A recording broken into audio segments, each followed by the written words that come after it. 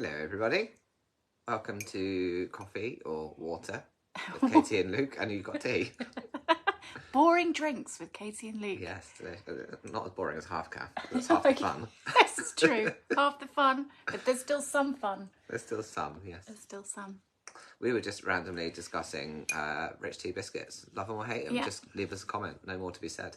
Yeah, well apparently according to Luke that's the best biscuit. Yeah, especially when they go floppy in tea, that's the best part. He's just wrong, I think. So years ago, Chris Evans earned my respect because he said that a Jaffa cake is a stale biscuit with a mistake in the middle, which is exactly how I view Jaffa cakes, but apparently I'm wrong on that, although he's obviously in agreement with me. I can half see what you mean. Do like a Jaffa cake? Yeah, no, it's wrong. So your biscuit choices, I'm afraid, are just inadequate. He's judged.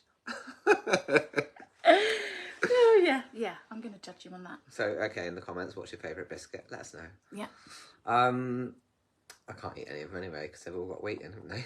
I know. Well, there must be a gluten-free. Oh, yeah. Do you know what? You can get a gluten-free, like ginger and chocolate biscuit. Okay. That is excellent. Okay. Yeah, I'll allow that one. That sounds quite nice. I love a bit of chunky ginger in a biscuit. Oh, yeah. But not a ginger nut. That's not okay. Oh, no. Again, you're wrong. Ginger nuts are amazing, especially with a cup of coffee. A ginger nut and a coffee. No. It's like, that's the coffee and ginger. Yes. We do not share the same taste in biscuits, it turns out. That's fine, though. I'll have mine, you have yours, and everyone's happy.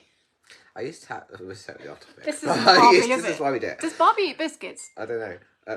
Curvy Barbie certainly doesn't eat biscuits. Well, let's just... maybe she's more biscuits than standard Barbie. I don't know. Don't know. Right, okay, introducing Curvy Barbie.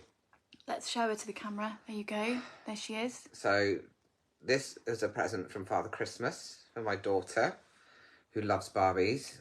This is the only Barbie we have in our house because I won't have them in the house. Oh, okay. Yeah, but Father Christmas ordered this one because it's called Curvy Barbie. Okay. And I thought that might be a bit healthier for my daughter. Yeah. What do you think about Curvy Barbie?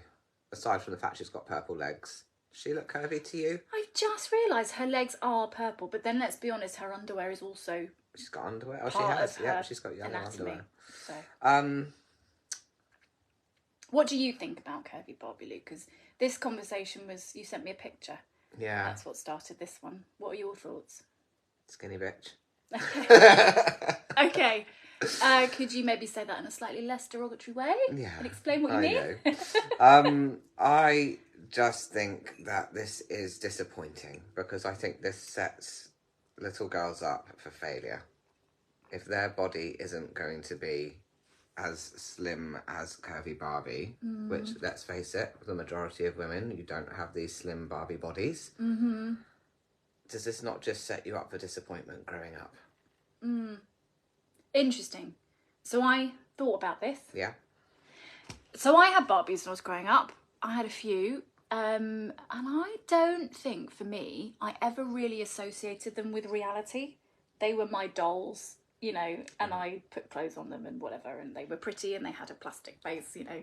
I never really thought about them as being some sort of example of a human. They were just a toy. They were just a toy. I think for me that's what it amounted to. What I think bothers me about this is calling her Curvy Barbie. I think, you know, other dolls are available as well. We're not having a go at Mattel here. I think Slightly. what bothers me, maybe we are, is that she's called Curvy when clearly she I mean, in relation to other Barbie, maybe, but she's normal-ish, you know, and she's... It's just slightly wider thighs, that's it, slightly. And as you pointed out, they're still separate. They still don't touch it. That's not realistic, let's be honest. You know, top half of the body, probably the same as a regular Barbie, I'd say. Yeah, her face looks the same. Yeah. I don't know, I think, but calling her that would bother me. Like, why? That's not curvy. It reminds me actually of Bridget Jones years ago when the Bridget Jones movie came out. And I never read any of the like columns or the books that it was based on, but she was meant to be. She was always obsessing about her weight, and she always talked about herself really negatively. And like, I have the bottom the size of Brazil or something. And I looked at her and I thought she's just a normal, average size. I mean, I don't know what it is now, but certainly a few years ago when I last looked this up, the average UK woman was 5'4", which is slightly shorter than me, and a size 14, which is about the size that I am. So that, I think, is what Renee Zellweger was in that film. She's just very average, but she just kept talking about herself as being this enormous person. It's not, I don't think that's real. I think the 90s and the early noughties were really a rough time for women in the media. And I think they're particularly, because shamelessly, really, I'm a big fan of America's Next Top Model. Okay. So you're feeding the system, Luke. But I am feeding the system, I know. And obviously when I look back at it now, I can see how horrendous it is. But at the time, I totally bought into it. And I just think some of the plus-size models on there, again, I would look at them in real life and think that they were actually incredibly slim. But then to be considered plus size. But at the time, I wasn't mature enough. I didn't really have any reference for a lot of that stuff anyway. And also, being a man, I never had a woman's body. So yeah, you're not tuned into that in the same sort of way. No, but now I've got young girls, I would think about things totally differently. And particularly because I've met the birth parents of both of them, and particularly the birth mothers, I think my children have a good chance of not growing up to look like a regular Barbie. And so I don't want them to be surrounded by these images of women that they then might aspire to be or think they should be. And particularly when you're young, you're a teenager, often teenage girls are quite naturally slim anyway. And it's, of course, when you get a bit older, all people really, our bodies change. And then so I find that a lot of people hold on to this image as how they were when they were really young, which is possibly more in alignment with a Barbie. Then when they get older and their bodies change, and they think, well, why can't I just get back to being how I was? And previously I worked very briefly as a weight loss coach, which I look back and think, what was I thinking? But at the time it seemed like the right idea.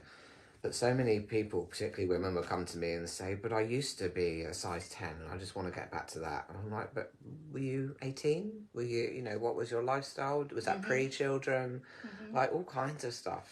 And I just think, I don't know if that's realistic, but what is it about society that's teaching us that we need to aim to look like that? Yeah. I'm like, are you healthy? That's my first question. Yes. What are you eating? Are you sleeping? Are you looking after stress and all those other things? Yeah. And I just think, why we keep having these conversations about trying to look skinny?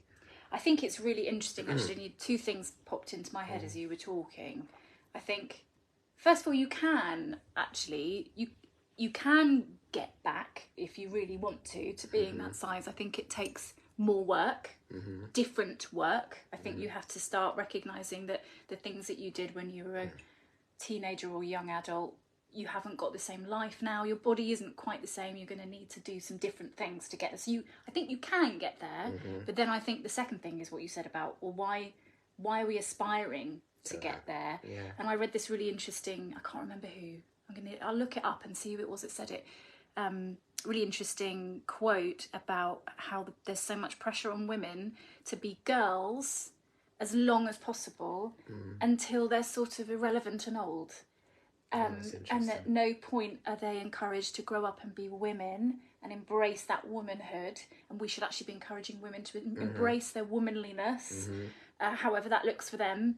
But that includes just being, slowly, gradually getting older. We've got, I think, a bit of an obsession with appearance, which I'd like to question what value that brings. I think it sells stuff. It does, and it plays to our insecurities, and I get it. I wear makeup, I want to have my hair done, it never looks as good as I want it to, so that's another problem. But, like fashion, fillers, all these other things that women are, because it's not men so much, is it? I think there is a few men who... Yeah, but not as culturally impactful to men as it is to women, I think. So it was a really interesting thing to read. I thought, gosh, that's really interesting. Are we encouraging young girls to stay girls? Should we actually consciously make an effort to encourage them to embrace womanhood, whatever that looks like, and and natural aging, healthy aging, you know. Healthy aging, I like that. Yeah. So that's what that brings up for me. Because, you know, I was thinking, when I was a kid, I had loads of Barbies, didn't really think about it. And, yeah, I didn't really think about them being real in the same way as a child could draw a stick person. And they're not actually...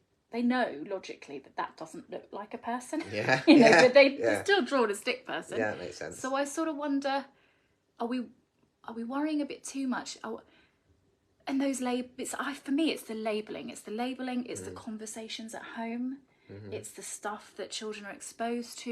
It's the messaging they see on billboards and adverts. And even, like, I remember as a teenager looking through my mum's woman magazine, and, like, there'd be a recipe for a chocolate cake and then a diet. And then, like, Mixed messaging. you know, like, what's going on here? And I haven't read magazines lately, so I don't know. Do they still look like that? Do people read magazines with really conflicting messages in? So I recently had to buy some magazines for a vision boarding workshop. Firstly, magazines are bloody expensive. They really are. But also, like, all of the cheaper magazines were very much along those lines of it's either celebrity gossip or it's adverts for this and that. A lot of them were weight loss things or, as you say, recipe or whatever. And yes, it was all very conflicting, but I also recognise that they're the cheaper ones, and that was interesting to me as well. Let's make them more accessible stuff, more confusing, full of insecurities, more gossip related. That's an interesting way of looking at it. Yeah. So, but I mean, how cheap are the cheap ones? They're probably still like £2 or £3, aren't they, compared to 7 or but something? then if you're going to buy a good quality magazine as such, you know, you're looking at £7-8. Nuts, isn't it? I remember when they were like £1. Yeah. Like, what is that? So it kind of goes tabloid newspapers, cheap, trashy magazines, and then you get into the I guess, more quality stuff. Yeah. And I get that there needs to be a price point for everyone, but it's like, actually, what are they putting in them at those levels?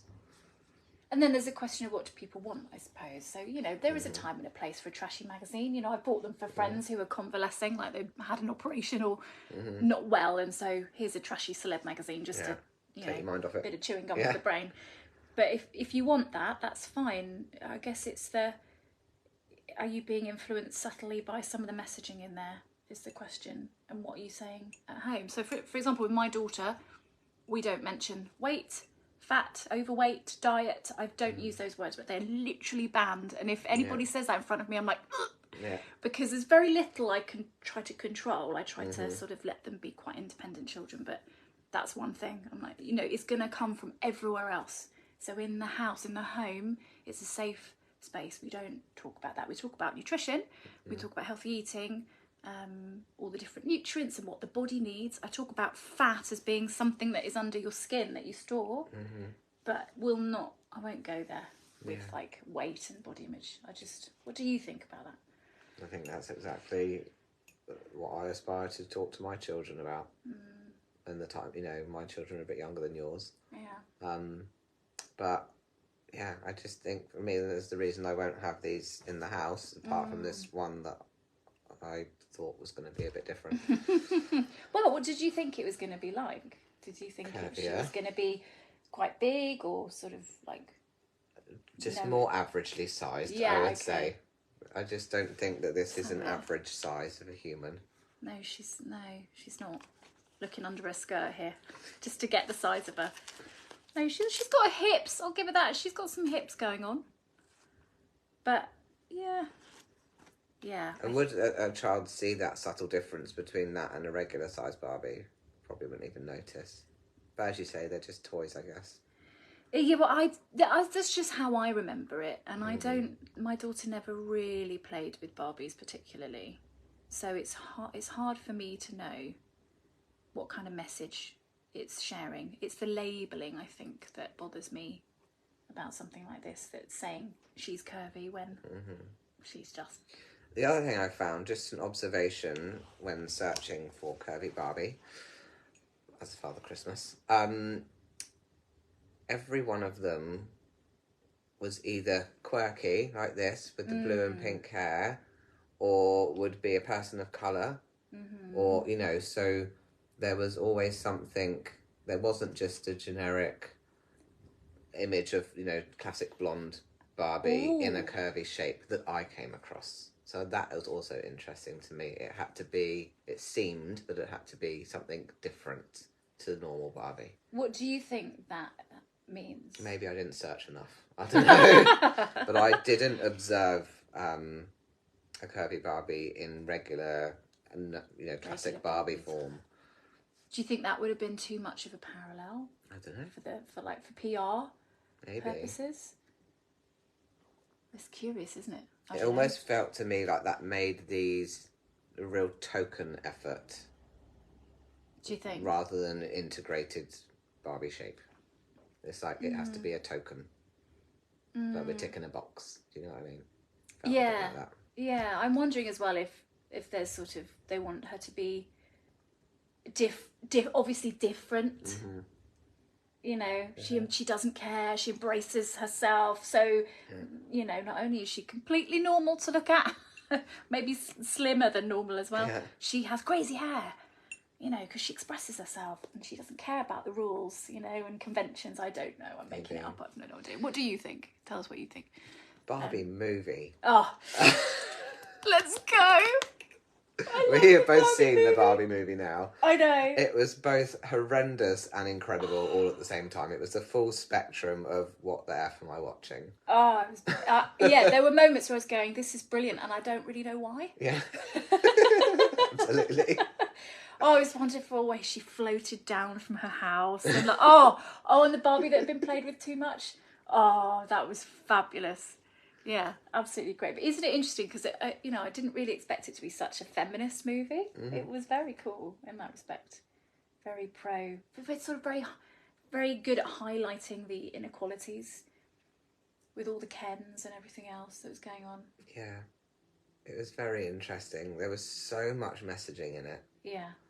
It's had a lot of criticism, but it's also had a lot of praise. I don't know where I fall on that. I personally, from just an observational perspective, I enjoyed it. I really enjoyed it. I don't know if I can justify why, but I did. It was a romp. It was a total romp. I thought it was great fun.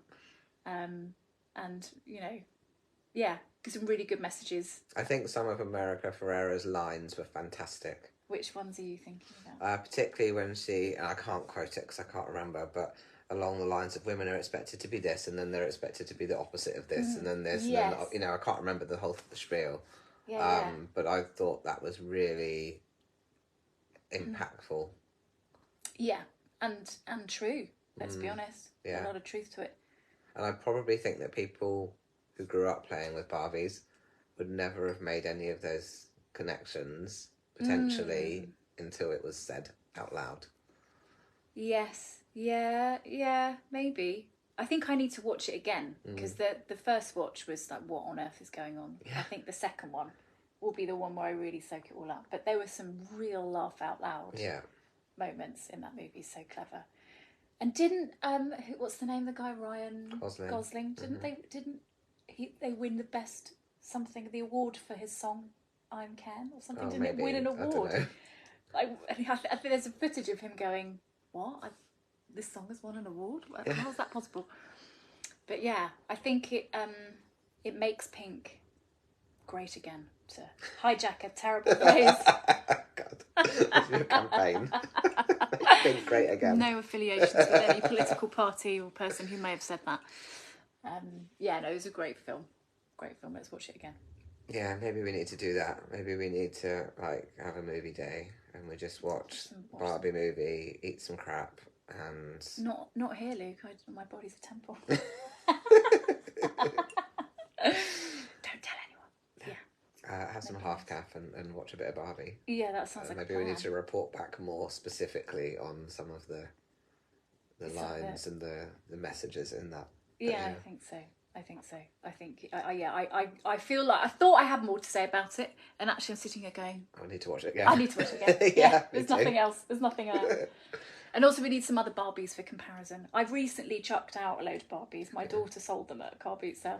And there were some great ones from my youth in there. Tell me if you had this one.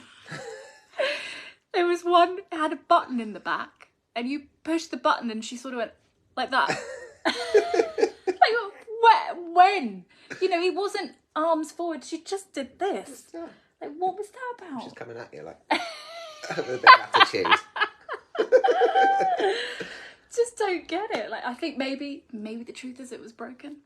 Maybe. Maybe that's the truth. Just a poor design. That's not what it was supposed to be doing. So, I have a little story about Barbies, kind of about Barbies. Go on then. So I was that kid in PE that always got picked last. No, same. Yeah, cheers to that. Rubbish. So, but there was, I don't know if you found that there was a hierarchy, probably weren't involved in this hierarchy, but for me, in my school, it was like the popular kids, the ones that are good at sport, like the mediocre kids, then the special needs kids, then the gays. It's me, right at the end. Don't let the gay on the team. Oh, Luke. So that was my experience. But anyway, so my PE teacher used to bully me, and I remember being, because I was always last, and I remember once being in rounders, and then obviously being picked last for team.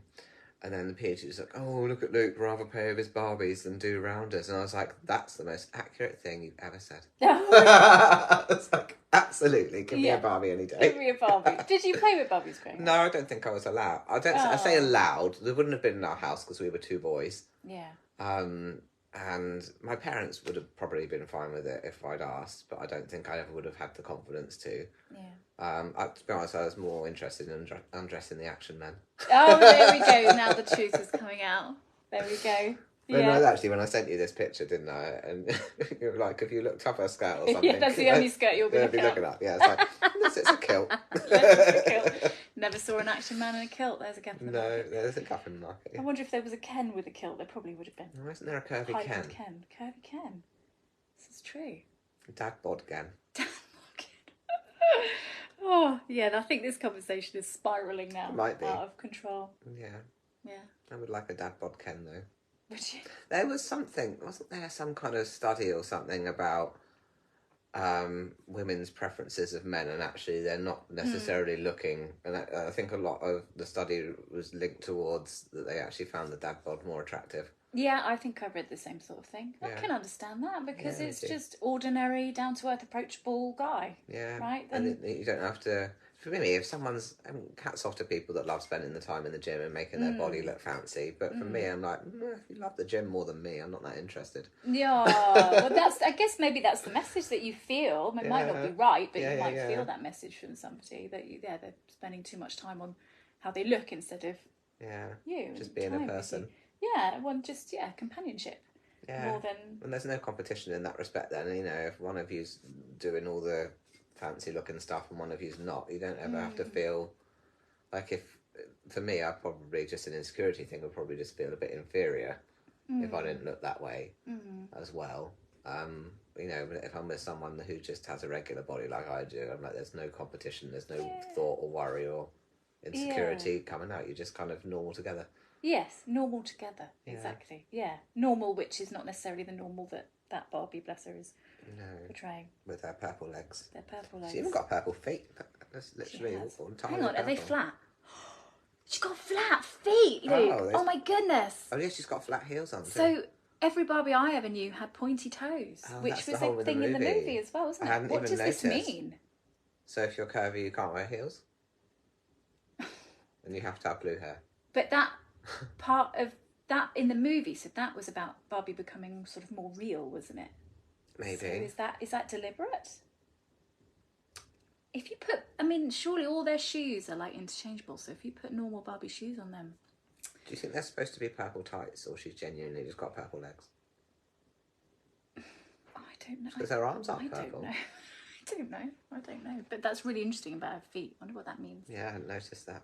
She's in the real world. That's what it says. I don't know. Yeah. What do you think? Do you have a curvy Barbie? Or do your children have one? Is there a curvier Barbie? Maybe I missed... Maybe there's a scale of Barbie sizes. I don't know. I don't know. I have no idea. I don't know. There we go. That was it. That was our Barbie chat. That's what we said about Barbie. What do you think? bit mad of a topic, but to be honest, we were winding each other up on messages and we were joking about this as a topic, and before she could say no, I just made the thing and posted it. I said, oh, should we talk about Barbie? And he actually did it. I was cooking dinner. What have you done? No going back now. No going back now. We're talking about Barbie. Anyway, fun as always. Yes, we had a topic for next time, and I can't remember what it was. We were just talking about it over lunch. Oh gosh. It's gone already. It's gone, yeah. Remember though, if you want us to talk about something, just say, what would you like us to think about? Next week, Toy Story. Yeah. I haven't got anything to add to that conversation. All anyway. right. See you later. Thanks, guys. Bye.